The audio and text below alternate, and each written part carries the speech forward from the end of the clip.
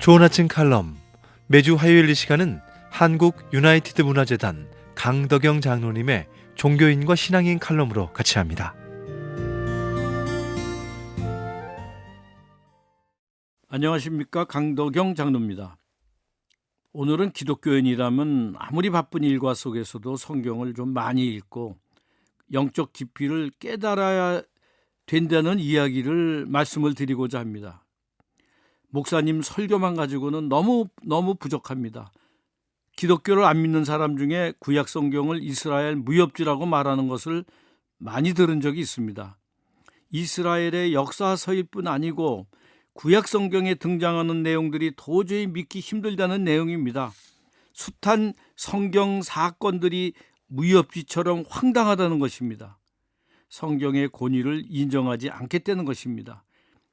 그런데 저는 이 이야기가 기독교를 믿지 않는 분들의 이야기니 그럴 수 있다고 여겼는데, 그게 아니고 저명한 신학자들도 그렇게 이야기하고 유명한 목사님들도 이렇게 이야기한다는 것을 듣고 깜짝 놀랐습니다.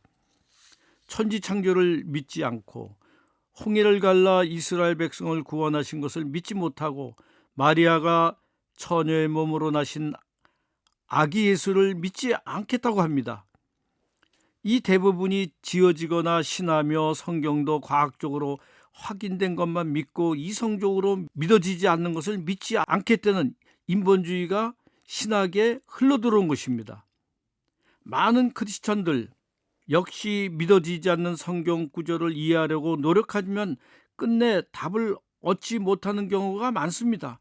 결국 성경 속 하나님의 뜻을 찾는데 실패, 신앙이 성장해 나가는데 한계를 느끼곤 합니다. 학창시절에 시험 보던 때가 생각납니다. 어려운 문제와 씨름하다 보면 쉬운 문제를 풀 시간이 모자라게 되고 결국 문제를 다 풀지 못해 좋은 성적을 받지 못하곤 했습니다. 반대로 쉬운 문제부터 다 풀고 맨 끝에 어려운 문제를 푸는 것이 훨씬 지혜로운 방법이었다고 지금은 생각이 됩니다. 저는 성경도 마찬가지라고 생각됩니다. 이해가 안 가는 부분은 일단 믿고 지나가면서 몇 번 성경 통독을 하고 나면 어렵고 이해가 되지 않았던 구절이 쉽게 이해되고 믿어지곤 합니다.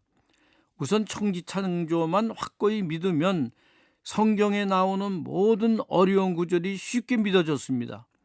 성령의 가마로 쓰여진 성경은 성령의 인도를 받으면 그 말씀이 꿀송이처럼 달고 내용도 쉽게 이해가 됩니다. 그러므로 깊은 기도 생활과 함께 성경 읽기에 힘쓰면 정말 많은 구절이 감동으로 다가오고 이 구절대로 살기를 결심하게 되는 것이라고 생각을 하고 있습니다. 성경은 집중해서 긴 시간 읽다 보면 어느 순간 깊은 감동이 물밀듯이 밀려오며 하나님이 나에게 하시는 말씀을 찾을 수가 있다고 여겨집니다.